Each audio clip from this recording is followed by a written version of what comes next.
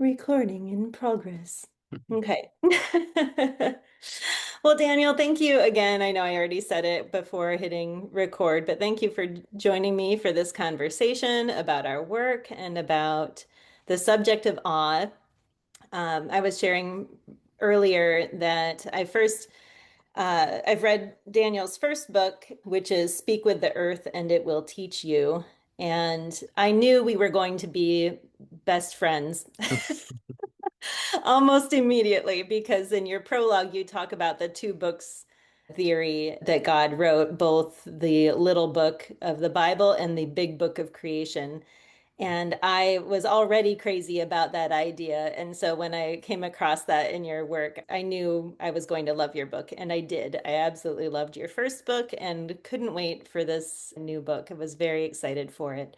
Not just because of the ideas that are in it, but because you're just a beautiful writer. The words, your sentences, your essays are just lyrical and gorgeous and meditative. And I felt like I had found a writer I wanted to sit around and drink tea with. So I made a cup of tea and, and we're going to sit and chat together tonight. So thanks so much for joining me in this conversation about awe. And for those of you who are here and hiding in the background, you're welcome to have your cameras on. We will, of course, have some time for Q&A to talk about our work and talk about the subject of awe. I want to make sure we save some time for questions if people have any, but I really want to not just celebrate each other's work because that's indulgent, but really talk about the subject matter that both of us have cared so much about in our work. And if you don't mind, I want to read a little bit from your intro real quick because I underlined so many things, but I love your description of the work in this new book, Live Each Season as It Passes. You say, this is a let us slow down book.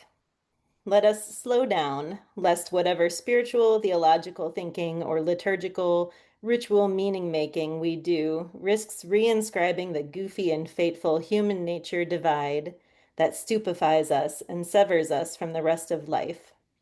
This is a let your hair down book, a take off your shoes and feel your feet on the cool moss book, a go outside no matter the weather book, a stop whatever you're doing now and look at the clouds book. This book celebrates attention to the seasons as a way into the creative, resistive, urgent, and pleasurable spiritual practice of slowing down. I love that celebration of slowing down and paying attention.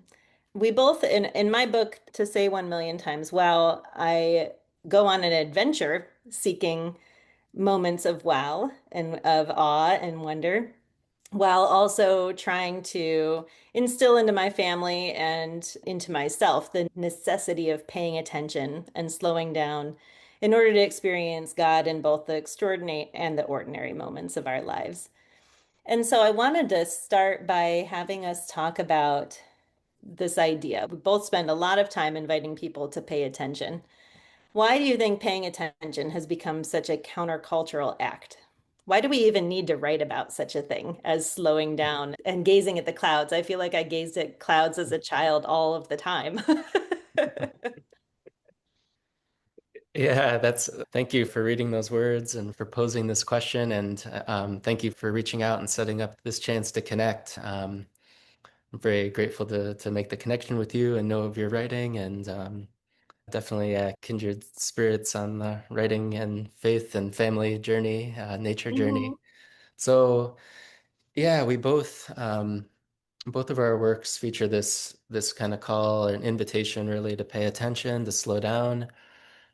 And that can be countercultural because culture, particularly the dominant Western male patriarchal, lots of different ways you could describe it, but the main culture kind of keeps rolling along because of things like distraction and people just going with the way things are supposed to be. And to pay attention and to slow down is to start to maybe get a bit of perspective on the norms of culture and give you a chance to reflect on them and reflect on yourself and your relationship and role not just to culture, but to nature. And for me, slowing down vis-a-vis nature and paying attention is so exciting and enlivening, really, because I mentioned that human nature divide. I'm really trying to chip away at that with my writing and invite us to see that as the illusion that it is.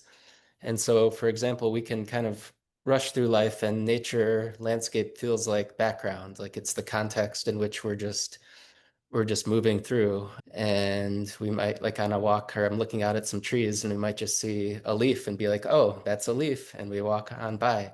But when you slow down and start to pay attention and notice things in the moment, yes, but also over the course of the seasons and the cycles of nature, you start to see, oh, wow, I'm just returning home from 6 weeks away. I'm like, oh, wow, earlier this spring, that maple leaf, that full summer maple leaf was just a little red bud on the tip of the branch. And then you can remember that in a couple more months, it's going to turn orange or red, and then it's going to fall down and flutter to the earth, and it's going to turn brown and turn back into earth, and then it's going to feed the worms and feed the tree again. And so the slowing down aspect, you start to see that things are constantly in this state of change and flux.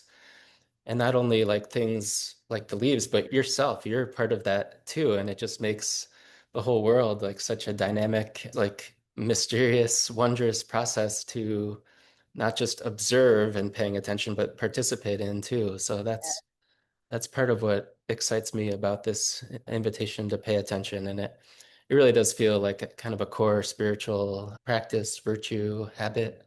Uh, Yes. Yes, I agree with you. I feel like I used to be a very fast-paced person prior to 2020, especially the vast majority of my life. I have been a production-driven human. And so the spiritual practice of slowing down and paying attention is not one that had come naturally to me. I've always been reflective, and I love to reflect on different moments and seasons in my life. But the spiritual component of that, before it was more utilitarian. I would be like, oh, what would be a good metaphor for this human experience? And most likely it would be something in nature. But the actual practice of slowing down and paying attention to the world around me really feels like an inlet into that interconnectedness with all things, what we would say sacred and secular, but all things are sacred, and brings this divine connection to me that really now fills me with a sense of wonder and awe all of the mm. time, which is kind of obnoxious to other people, I think sometimes, but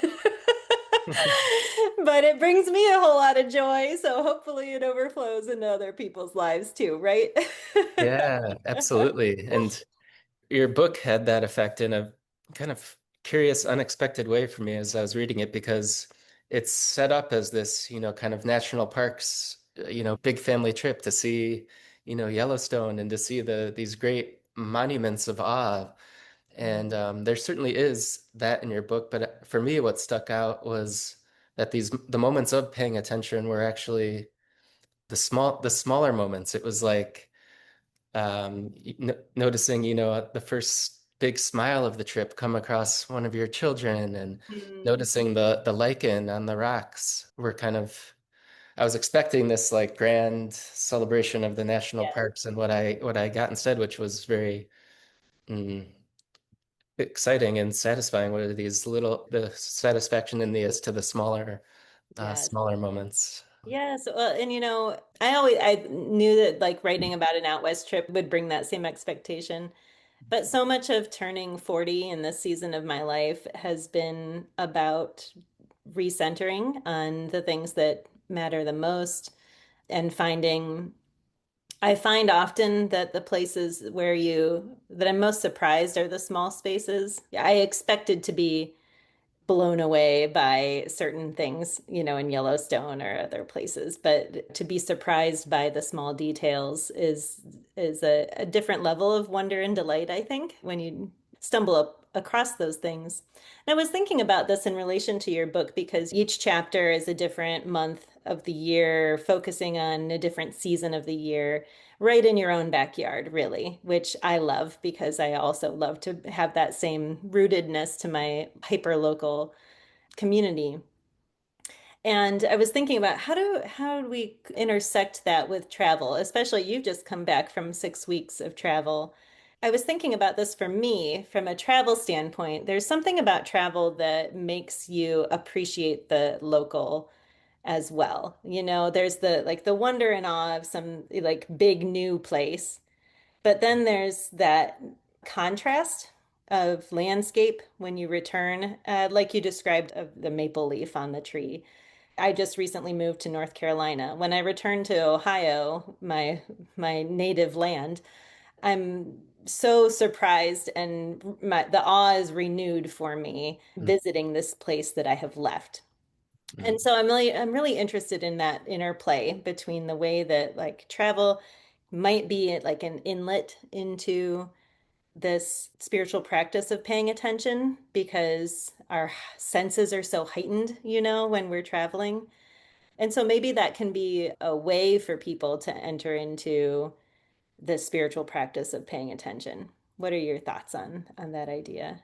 Yeah, I think that's onto something. I think travel, when it comes to the relationship with landscape, can be, yeah, be bewildering in that good sense. Like, I don't know these trees. Like, I don't, these clouds are different than the clouds Hmm. I'm used to seeing. So that in itself is a good sort of destabilizing, like, invitation to see each day with new eyes, which is really a beautiful thing to try to do, no matter if you're staying in the same place every single day. But travel kind of prompts that in a little bit Yeah. quicker way. And then it's both the encounter with the newness of the new place, but then, as you say, travel has the other effect of bringing that layer of newness to your own familiar places as well. So there Right. is quite a nice spiritual invitations to travel. Yeah.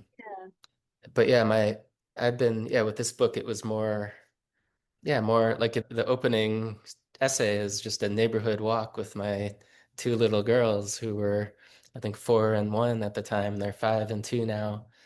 And yeah, like you, I was working on this book right on the cusp of turning 40, and then during 40, I'm 41 now. So yeah, Yes. uh, similar kind of time in life to be putting something out into the world like Yes. this. Yes.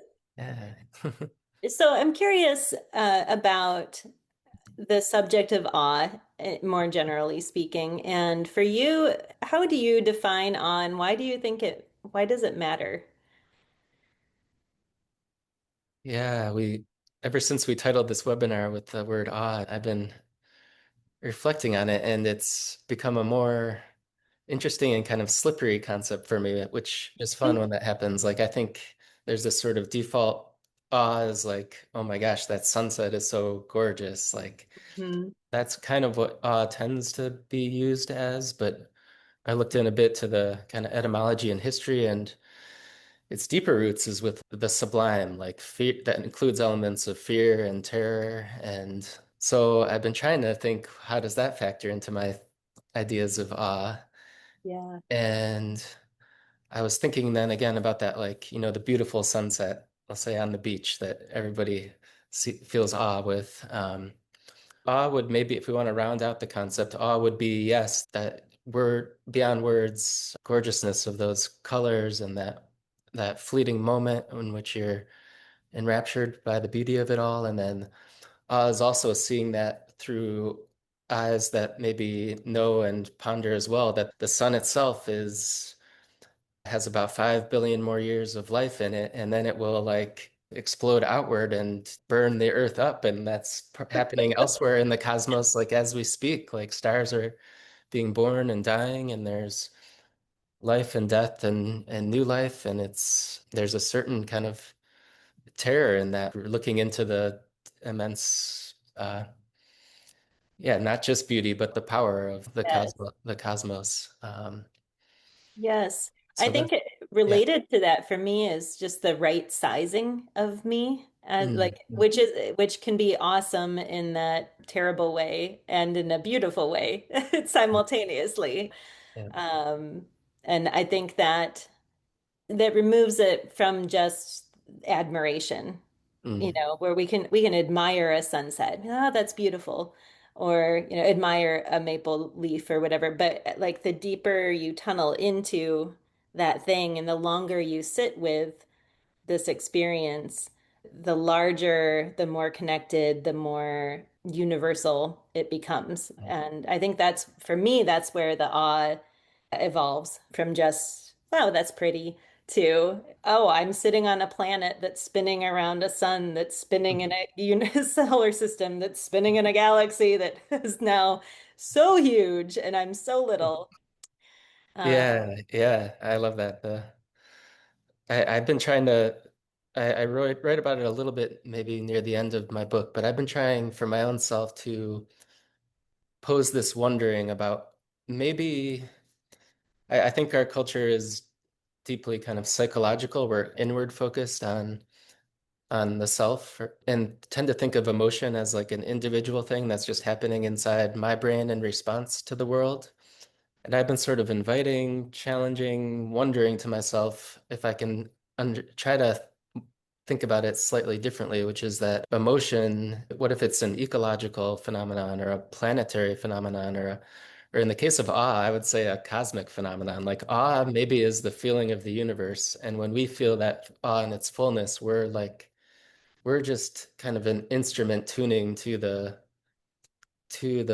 mood of the whole cosmos. Like that's and that's that so why it makes us feel alive is because that's as close as we can get to feeling what the universe feels, if that makes That's so sense. beautiful. Yes, I love that. Like it's like the hitting the a true note, Mm. and feeling that harmony with everything else. Like that's really beautiful. Yeah. I love that Yeah. idea. Why does that matter though? I have thoughts, but I'll ask you first.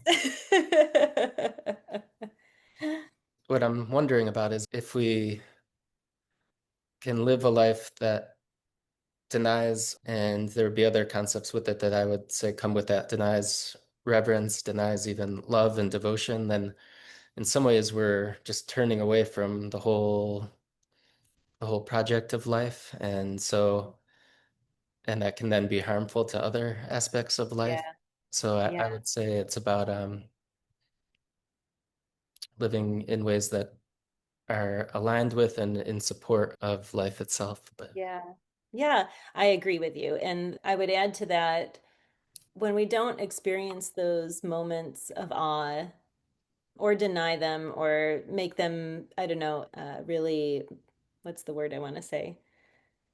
Like rainbows and unicorns, where we're just like, oh, that's so beautiful. yeah, And maybe just, maybe trivialize them or something. yes, trivialize it. That's what I was looking for. It actually is like a denial of reality because the deeper that we go into the science and into our knowledge of creation, the more wondrously interconnected we find that it is. And I think the opposite of awe is a real internal and self-centered existence that doesn't respond to creation, that's not in response to everything else, people, planet, animals, plants, soil. When we're not responding to those things, we're living a very self-centered existence. And awe is that reconnection opportunity for us to really dig in and see how deeply we are rooted and connected so that, and it's an opportunity to listen. Like your first book title says, speak to the earth and it will, or you, no, speak with the earth and it will teach you. So much about what the earth is saying is for us in ways that are not so consumer oriented, you know. Mm.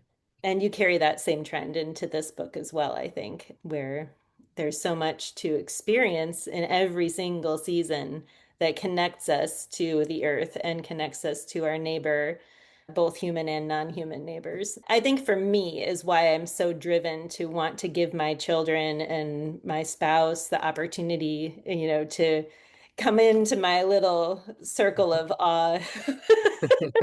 And we're like, look, look at that, look at this. Join me in my ah bubble.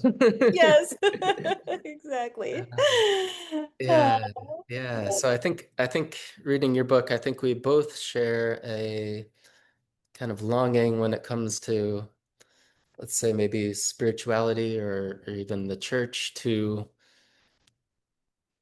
continue to try to be on this journey of expansion, expansiveness. So I write a lot about the more than human world, the other than human world from kind of spiritual and theological angles, and in part because I my disappointment in religion sometimes is that as it's expressed in our culture can feel just too small. The God Hmm. is too small. The topics of concern are too small. They tend to only concern humans and usually humans that are like us. And Yeah. whereas there's this huge, huge world that is bound up with God and part of God and expressing God's glory. And I do think we need to be continually like expanding our concepts even of God. And like I think of it, the universe itself is expanding. Why shouldn't our theology Yeah. be expanding? Why shouldn't our thinking be expanding? Yeah. So yeah, and it's not like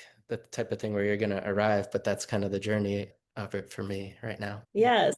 I really love that. Like, there's some really spiritual world word for it that I can't think right now, but basically like evolutionary revelation that we're like our understanding of God is evolving, our understanding of the world is evolving and ought not to be that way. That if God is so huge and there ought to be mystery that we're still wondering after, Yep. uh, Yep. and being able to humble ourselves in our teeny little speck of existence to recognize that aspect of who we are and our relation to the I I really admired the way I got a sense in your book that, well, first of all, you're a wonderful writer, and I've actually never studied writing, so I've studied philosophy and theology, and I know that there's that writing adage, don't show, don't tell. Is that yes, right? yes. And coming from philosophy and theology, it's hard for me not to slip into like the telling mode.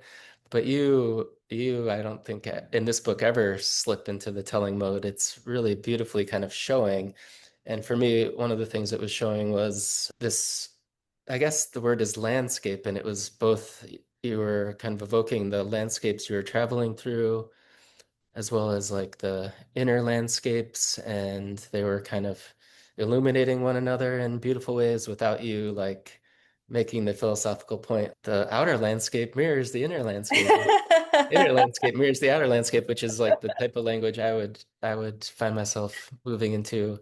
But like I think about there was one essay in particular that really kind of did that. We wove that so beautifully, which is I think is Along for the Ride, that one about Hmm. like kind of the stories that we tell about our lives. And Yeah. then you also had the geological story going in there and how like the long-term view. And I don't know, I just found that to be a beautiful weaving of the human and more than human Thank you. relatedness. I appreciate that. Yes. One of my favorite things about being an essayist, though, is the that we can both show and tell. So, which I think you do marvelously in your work. It is beautiful. So you're a beautiful writer, even if you haven't studied writing. So if someone said, I don't experience much awe in my life, where would you encourage them to begin looking? Mm. I would probably say, well, first read Live Each Season as It Passes. But other than reading your book. Yeah. Well, like I took from your book about Oz noticing the first smile in a long while, or Oz, the little tiny lichens slowly Mhm. wearing away the rock. Yeah, I still believe you don't have to go very far from where you live to start to cultivate postures of awe. For me personally, the best way I know how is that practice of paying attention to kind of open myself to what's happening around me in a sense, and not in the sense where I need to like understand it all right away, or I need to learn every single species of bird or plant that's Yeah. living in my vicinity, but like it's almost a meditative practice of for me of trying to slowly empty what's inside and become more present to what's outside, Mhm. and then there's a certain magic that happens where it starts to affect what's going on within you, and then you feel awe would then be that feeling of of connectedness to yourself, to the landscape, to those around you. For me personally, it begins with quieting and emptying my sense of individual self, and then sort of rebuilding my sense of self through rapport with that which is around me and outside me, Yeah.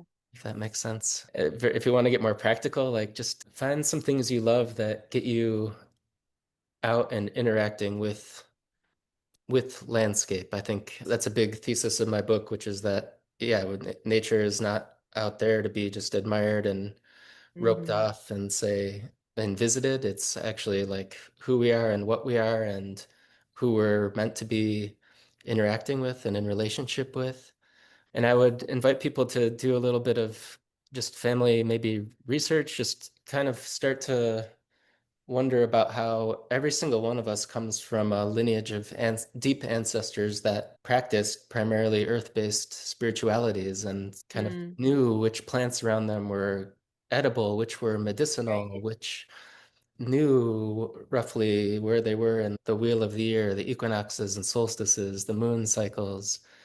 And I just think if we can start to reconnect with some of those knowings and ways of being in the world, for me, that's been part of the kind of journey recently. Yeah, I really love that there because there is something that we're just so detached from reality because of our virtual realities now, and that even that thread back through our ancestry can be so reconnecting in that way that can help us to remember Mhm. our connection with the greater world historically and contemporary world.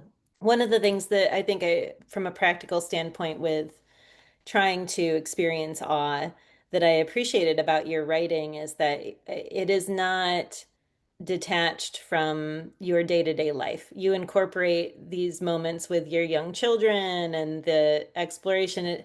You don't, it's not as if you're setting out to do some big grand thing. It's just part of life that you're going out and experiencing the world with the people that are immediately around you.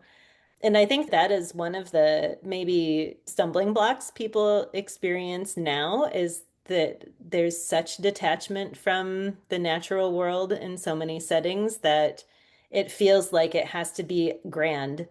I have to Mhm. make, oh, I've got to make weekend plans to go and explore some faraway place. And your work really stays so local to your own backyard, your own community, and the season that you're experiencing that it really, I think, is liberating in that way. It allowed me to think and reflect about even where we moved, realizing I don't have to get in the car and drive to a park, although some of the parks are very beautiful. There are landscapes in my very neighborhood that I could be experiencing these same connective moments. I think that's really important. And the paying attention does require us to slow down and let go of some of the things that keep our minds so occupied all the time, I think. Mhm. And I think that's another maybe tip for people. Like if you can't completely disconnect from your phone, maybe disconnect from your phone for a walk around your neighborhood, just to be fully present in that moment, that ability to be present to the people and the landscape around you, I think is a really critical aspect of finding and being surprised by those moments of awe. Because, I mean, you can go looking for awe, but I also find that I'm often just surprised because I showed up. I can go to the beach here now, which is amazing. I love it so much. But I expect the ocean to be there. I expect the waves to be there. I don't expect a particular species of bird to land 5 feet away from my chair and stare at me for 30 seconds or whatever, like that is if I was staring at my phone, I would have missed it, and I wouldn't have had this engagement. I think that experience of awe so much is tied to our ability to be present wherever it is that we are in whatever time we're in. I think that matters a Yeah, lot too. I- yeah. I think I like what you say that it's kind of as simple as just like showing up. Like, Right. yeah, I mean, the screens are so addictive and enticing for all of us, and myself and our little ones too. I mean, and the sort of inertia to get out there can be big, Hmm. but without fail, once we as a family all just get out there, no matter where it is, yeah, like you say, we start to notice things start to happen. I mean, things are always happening, but we start to notice the things that are happening and they become exciting, and then Yes. the children drop into a kind of playfulness and their own kind of inherent, free-spiritedness and wildness comes out. And Yeah. yeah, just being out there is like the medicine is the Right. is enough. Yeah, it's not doesn't have to be the grandest thing. It's more, yeah, in my intro, I have a short quote from Thoreau that I have been thinking about it even since I wrote it, which is something like, it matters not how far you travel, but how much alive you are. And Mm-hmm. this whole concept of like aliveness and enlivenment has really come to be key for me. There's a German philosopher, biologist named Andreas Weber who talks a lot about this. And yeah, I mean, it, yeah, the goal, yeah, spiritual goal of just feeling, not just being alive, but feeling yourself as alive and Yes. feeling Mhm. yourself within the aliveness of the world is Yes. kind of what it's becoming about for me. That's lovely. I'm curious, when do you have you always been a keen observer of the world as from childhood, or do you feel that has been an evolved spiritual practice?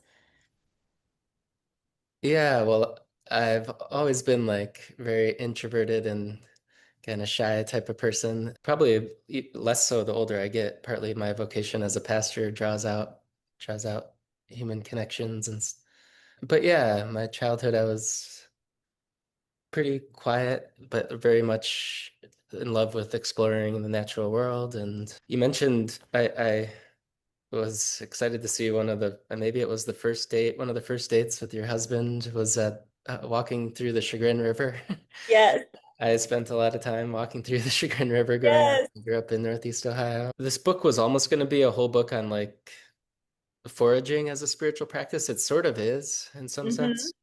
And that was more of a second half of my first half of my life type of project. The last 20 years or so that I've really kind of started to become a student of. I'm not even not a great student, like an amateur Yeah. student of some of the edible plants and fungi. And that started in an urban setting in Chicago when I was a student there, and joined up with urban foraging tours and just started.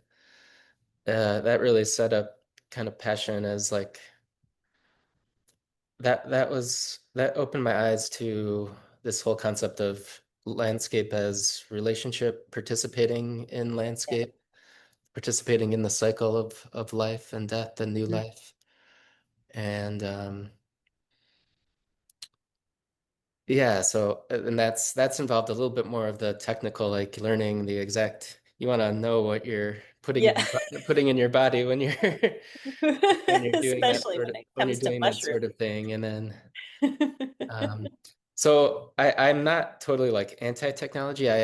There's actually amazing ways in which some of our technology can kind of augment our augment awe or augment our connection with the landscape, like starting to help us learn the bird songs and the Oh, I'm plants. obsessed with Uh, Merlin Bird. yeah, exactly. It's amazing technology. Incredible. I love it. I from thinking about your book a lot, I thought we shared that kind of longing to pierce the veil of like nature as postcard, like nature as Hmm. background. I remember a lot of times you expressing your yearning to not just see the landscape, but to like Yes. experience it fully and like be a part of it for even a brief moment. And Yes, I know that you reference several times in your work Robin Wall Kimmerer's Braiding Sweetgrass, Mm. and that I love that's another just beautiful collection of essays. But her that concept of reciprocity with nature has really been it's one of those subjects that when I started reading her work, it felt like I had arrived at the thing that I had been circling around for a long time of like, ah, yes, this is the truth that I wanted, that I've been longing for, that language for the longing of that experience of connection and reciprocity is just such a perfect word for it of needing each other and of being able to give to one another. And you have a line somewhere that I just thought of. Let me see if I can get to it. Oh, it's in Summer Afternoon, which I think is a chapter that's pretty. Is Summer Afternoon the one that talked a lot about rest? I can't remember. Yeah, Uh, Sabbath, which you yeah. also write Yes, about. Yeah. yes. You're right. From a theological perspective, we can say that the Creator creates abundance from abundance abundantly.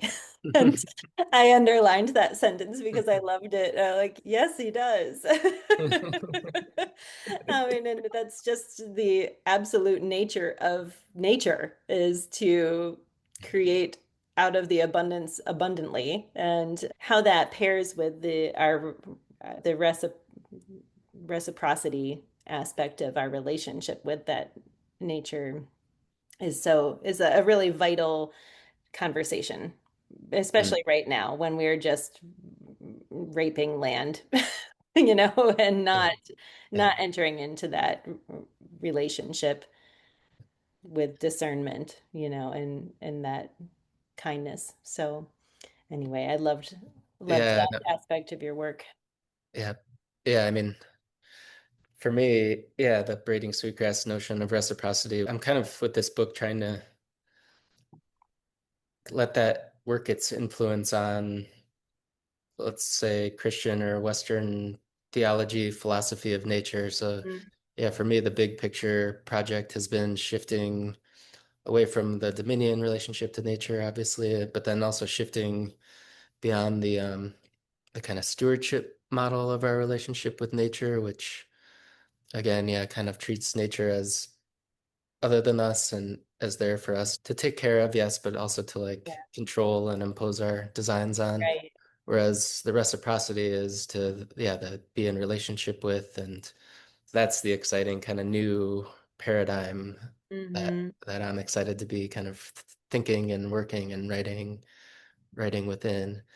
And yeah, and as she describes even maybe more clearly in her newer book, The Serviceberry, that's just like the way ecosystems work. It's just like the way life is. Yeah. So it's not like Yep. this huge like leap of like, oh my gosh, that's impossible. Like it's not it's like the most possible thing there is. Like that's how life Right. organizes itself. And anyway, yeah, we I'm inspired a lot recently too by this whole notion of kind of biomimicry, like trying to learn to think about things from well, like say we have a question, like how do I design a church? Then maybe say like, well, how does the prairie ecosystem design itself where we live? Yeah. Or I want to write a budget, like how does water cycle through this watershed, like coming in Mhm. and going out and like all the life forms that it nourishes along the way. And so yeah, kind of I think as kind of sophisticated as we think of ourselves as a culture, there's still like an immense amount we can learn from the natural world to the more than human world. Absolutely. Yes. Yeah, Janine Benyus, who is one of these biomimicry thinkers, she just says simply, we're surrounded by genius. So we're surrounded by tree genius and cloud genius, and um, it just makes it just makes any of our problem solving or wondering like kind of endlessly fascinating. Like, what's a Yeah. model from the natural world that I can draw inspiration from? Uh, Yes. yeah, so yeah. I'm curious as a pastor, um, I find in the traditions that I dabble in or have dabbled in over the last 20 years or so, we are so attached to scripture as the be all end all. And even the scriptures that we tend to idolize are all from agrarian cultures that were very much connected to the soil and to the plants and the animals. And it's there in almost bold-faced type, but we like to make it so metaphorical or over spiritualized, but there really was daily bread and living water and and I'm curious, do you feel that part of your writing is do you find it challenging in any spaces? I find it sometimes challenging in Christian spaces in particular that are so married to the Bible, the Bible, this Bible, and no, only the Bible kind of mentality, um, to branch out and help open those eyes about that two books idea for one thing. Where do you find yourself in the kind of churchy space? Is that something Yeah. you're facing? Yeah. It hasn't recently been something I'm struggling against. I happen to be in a pretty progressive denomination, the UCC, Right. where we have this whole motto that God is still speaking. So this notion that revelation is ongoing is Yeah. kind of the whole motto of the whole denomination. Um, and then even within that, I'm kind of in a mode right now where I'm kind of trying to do a new church start, which is primarily which is an entirely outdoor based church, and it's really starting to gather a community of folks that for the most part are wouldn't be part of church. And so for them and for me, it's not radical to think Yeah. about the revelation in that happening on our landscape. So Right. it's not something I'm struggling against at the moment, but I hear I hear that I mean I know that that's not the norm, what I'm doing and what I'm writing about, but Well, what I've found yeah. I forget who told me this in the last couple of years, but kind of going to the parable of the soils, the Spirit's going to lead us to the people and the communities that are the fertile soils for whatever it is that God's gifting us with in that moment to be in community with and to be in relationship with. So I'm grateful that you're not in a space where you're having to feel like you're railing against ideas um, or needing to break down massive walls, in order to have these kinds of conversations. So Yeah. that's Yeah. really good. Uh, Um, yeah. we're coming up on the end of our time, and I want to ask the folks who chimed in if you have any questions for Daniel or myself about awe or about our work or anything else. I'm happy to take your questions. I have a question actually for Daniel. Where are you starting your nature church? I'm very curious about this outdoor church that you have. Curious about it, really. I think that's really fascinating, and I did like the sunset or sunrise service with on the beach with my parents for Easter, and I really love just being outdoors at all times, and I'm just very curious about that. So. Yeah, thanks, Lydia. So there's a kind of very decentralized kind of movement or group called the Wild Church Network. They're not like a denomination really, but more they're helping to hold space for and provide a little bit of framework for a new style of doing outdoor church.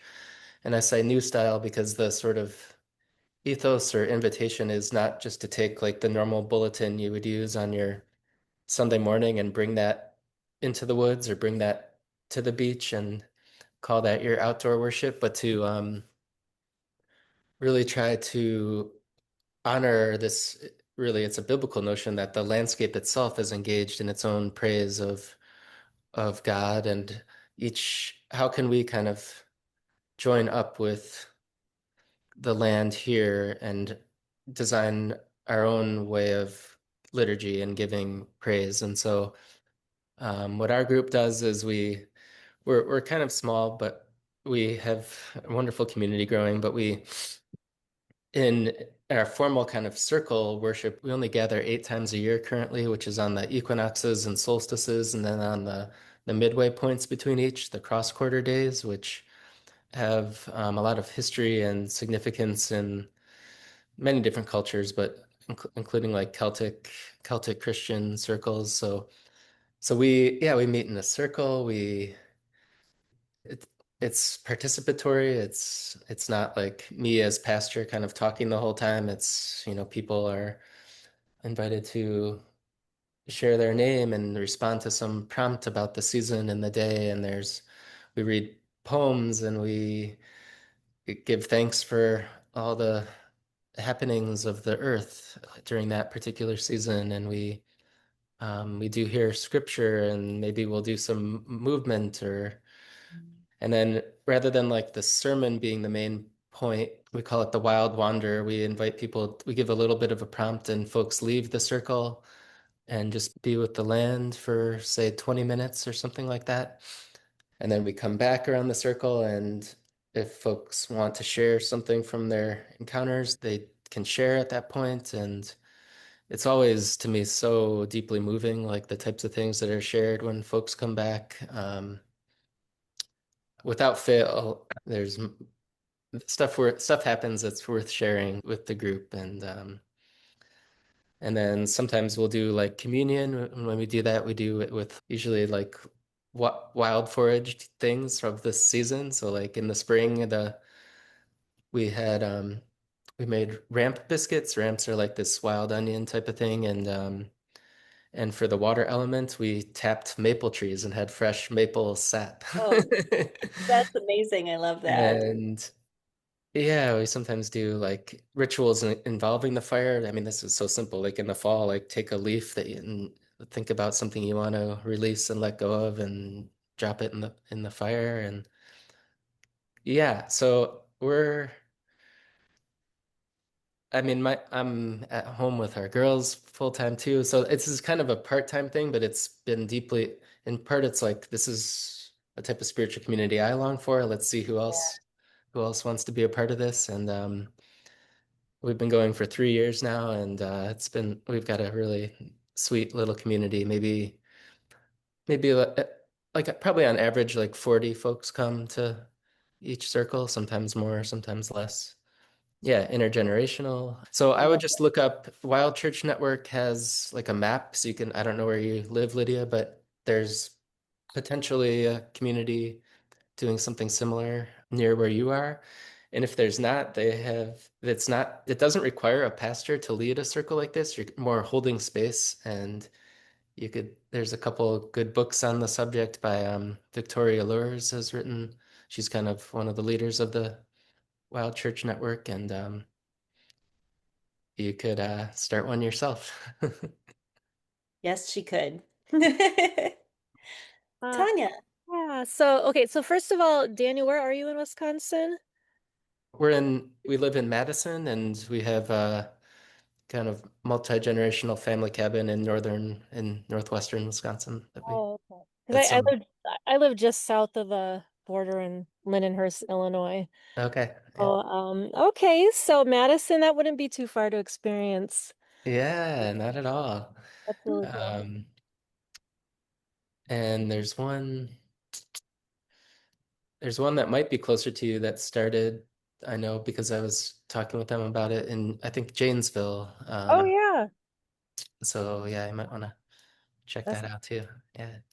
I did have a question for either or both of you. So when I hear people saying things like putting their phones away and taking walks without their phones and everything, like I want to do that so badly, but like in this phase of my life, I have an adult kid at home who just has a lot of needs right now. So it's like I don't have the luxury of like I feel like I always have to be on call.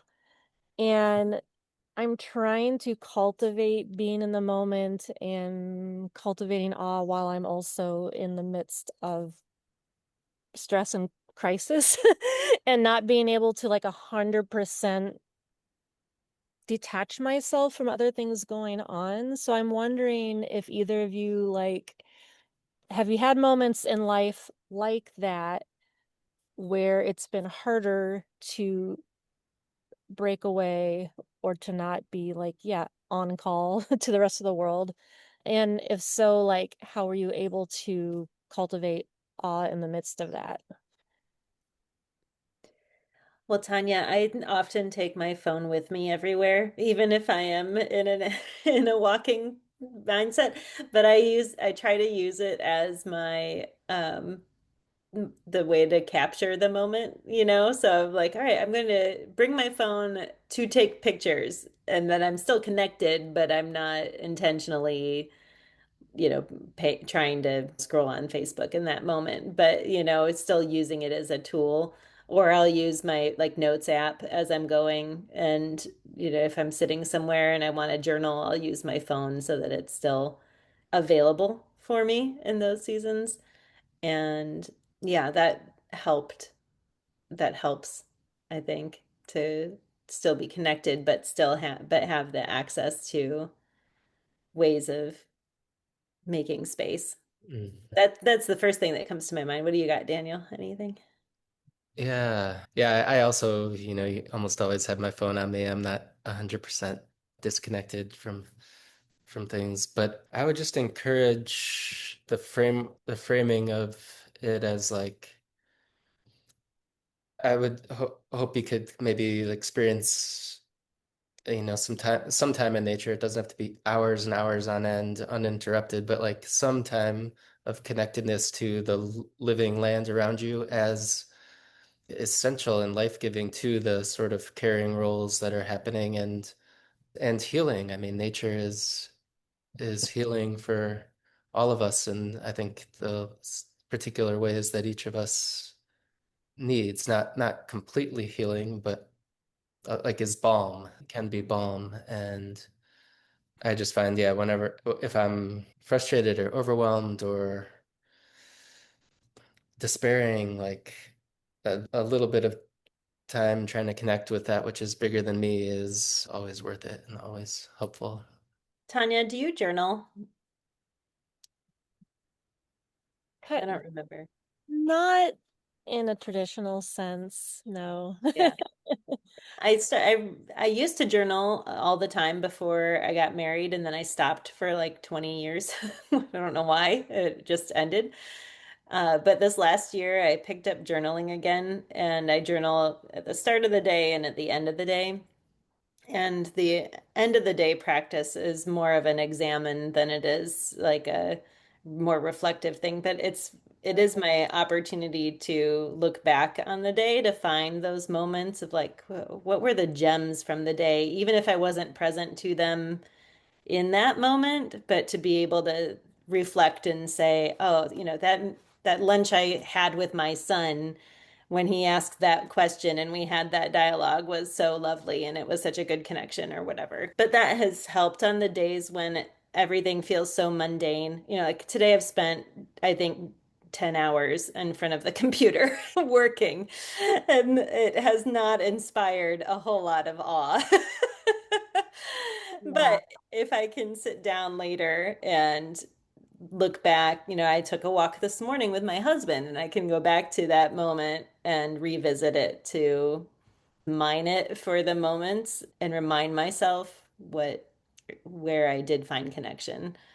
So that's my like retroactive awe experience. Well, I will, something that's really, so it's this summer has been like really difficult in many ways, but like, so, and I don't know if you've, because you're not really on Facebook, right, Sarah? Yeah, so I've posted a couple pictures, but so for several years we've tried to prevent these barn swallows from building nests in the eave over our front door because they make such a huge mess of the front steps.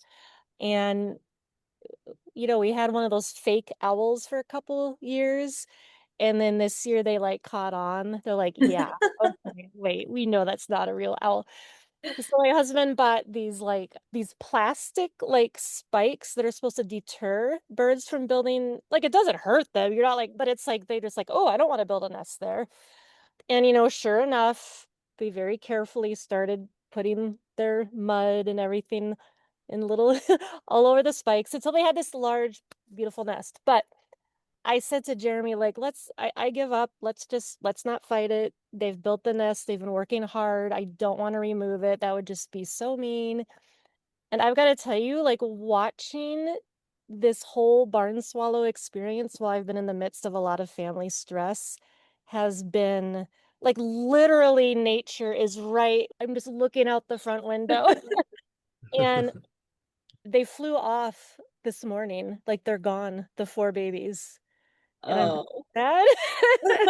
But it has like brought me a lot of comfort watching the babies grow up and then develop and just like the whole thing has been really cool. I love that. I Yeah. love that reminds me of my heron. I had a season of having a deep connection with a heron that was certainly oblivious to my existence, but I was fully aware of its, and it was just this These swallows were carrier of grace for me yeah, in that season, and it was yeah. such a gift. Yes, I love No, that. these swallows are very aware of my presence because the mom was just like circling and trying to dive into my head and she was stressed out. I'm like, I'm just looking, I'm not gonna hurt them. I love it. Yeah. Yeah. Oh, So now I'm kind of obsessed with barn swallows. yes. They've made their presence known to you. Yes. You will be in awe of us.